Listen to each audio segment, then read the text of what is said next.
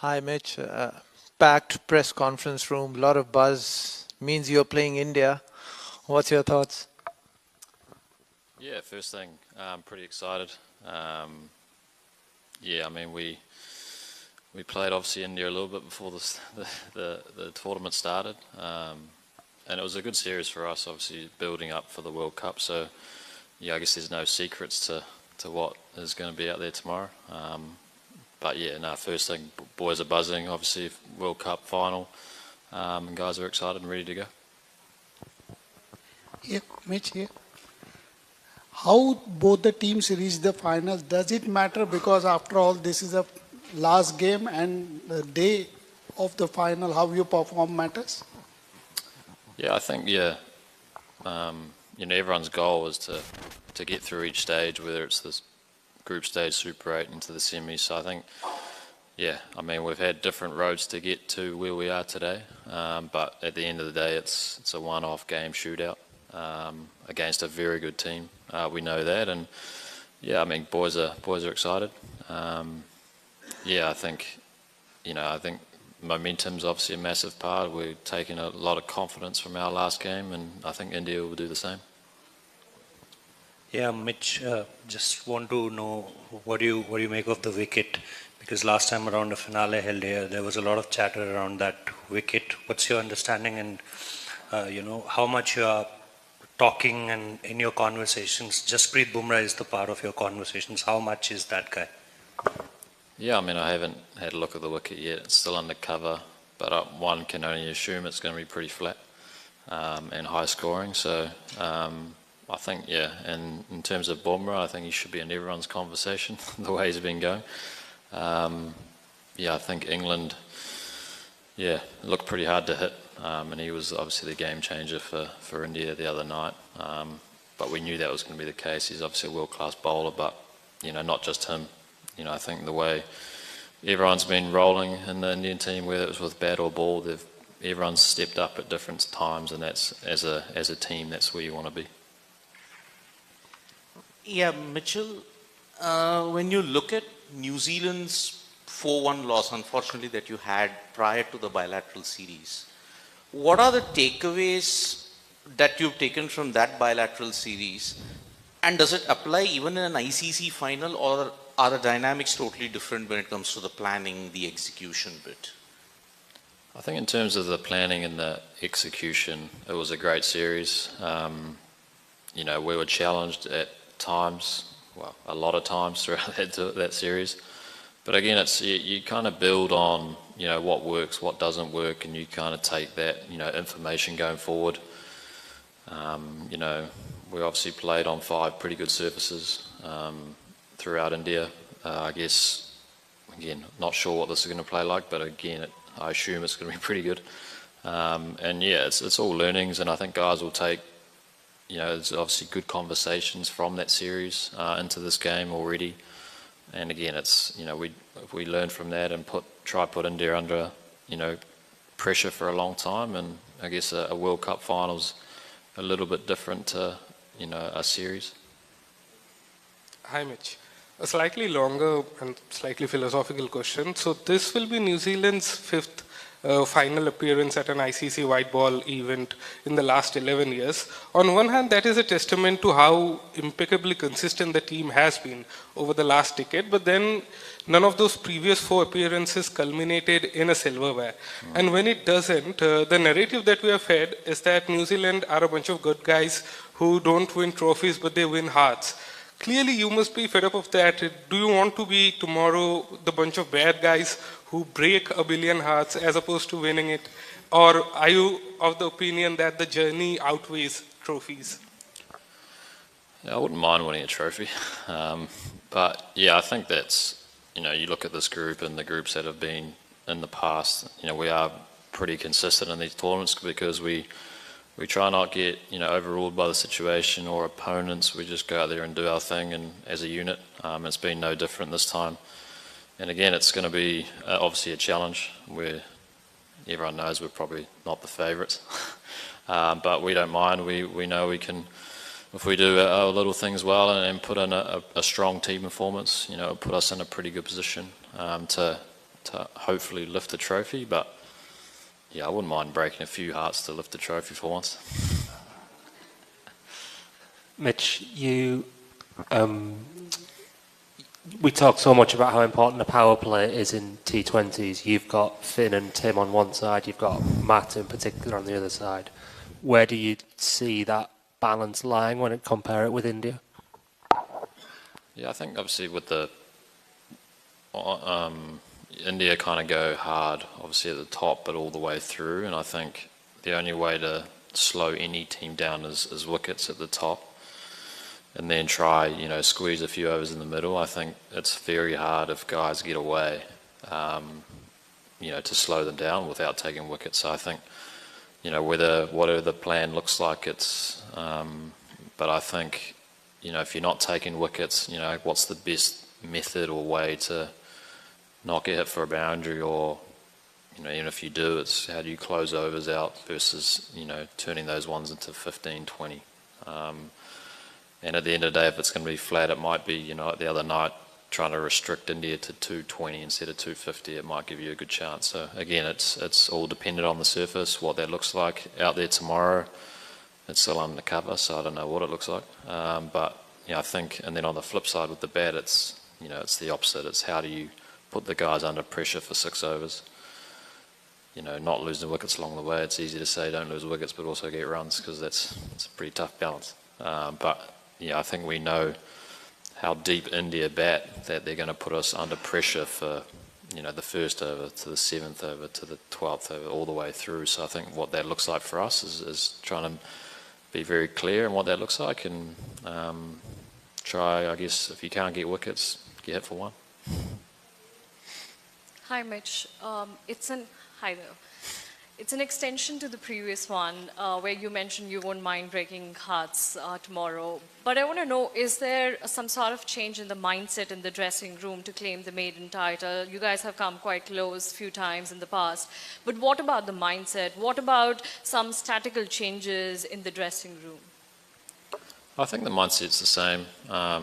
It's easy to say it's just another game, but everyone knows it's probably not. But I think the way you go about it has to be the same, whether it's your preparation, what that looks like on the day, leading up to the game. And I think, there's always comes down to a couple of moments, especially in T20 cricket, where if you can, squeeze the opposition or take, the advantage through there. I think we saw it the other night. I don't know, it always comes down to fielding at some stage, but if you can be very consistent in the way you approach the game, with, bearing a couple of moments where you could potentially be a little bit more ruthless, or what that looks like. But I think, I don't think you have to reinvent the wheel. It's just, you're making a final, you're coming up against another team who's also playing some pretty good cricket, so it's never that easy. Hi, Mitch. Both teams produced pretty terrifying batting performances to win their semi-finals.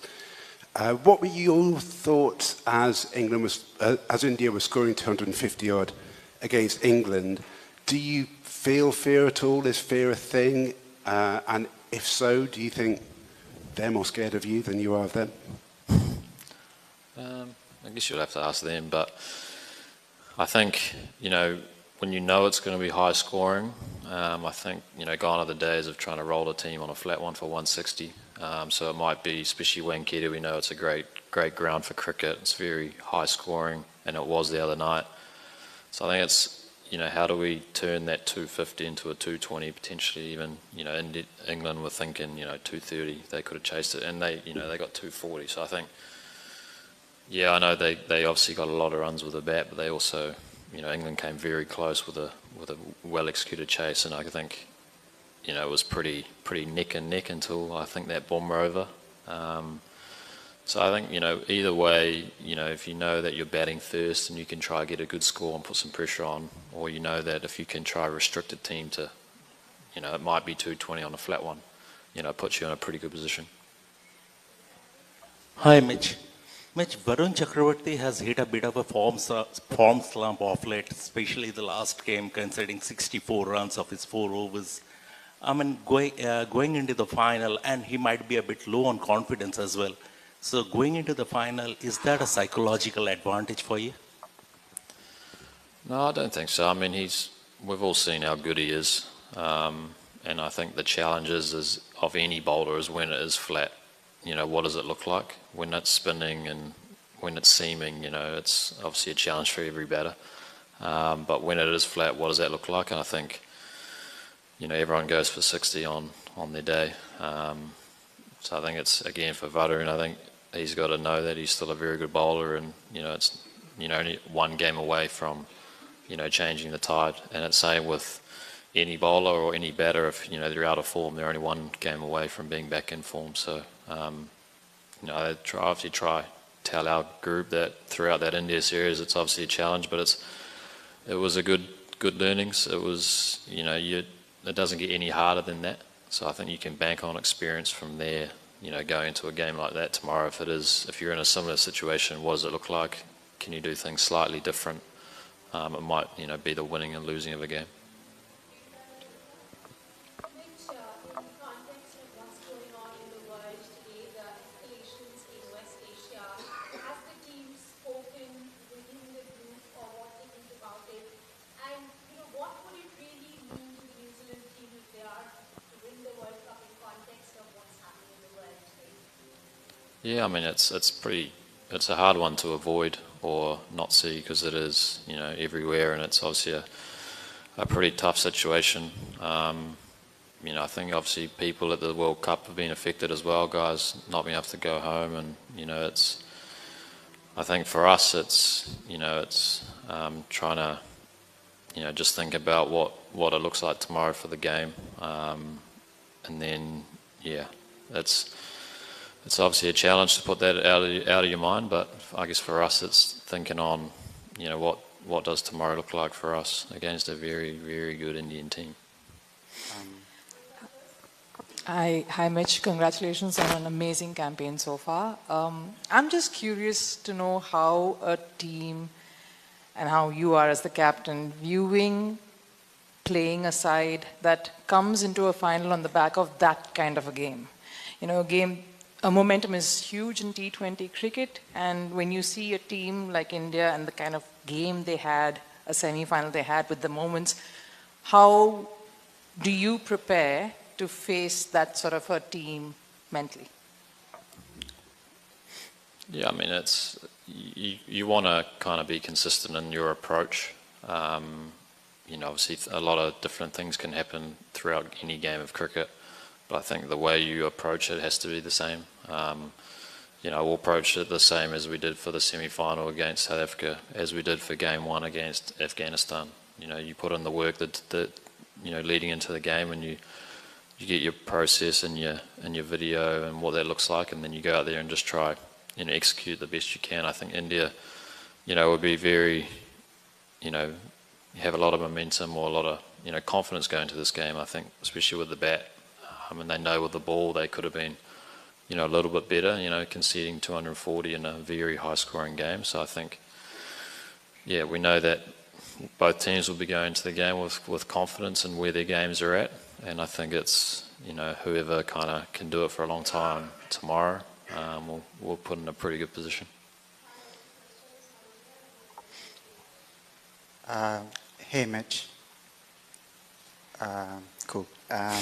So, how's the rest of the squad taken Cole's inclusion, considering some of them are sitting out? Because I'm asking this because there's a culture of care in New Zealand cricket which makes taking these decisions a little bit easier.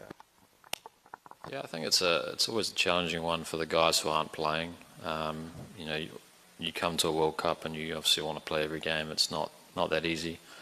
I think most teams, for us it was a very match-up based decision.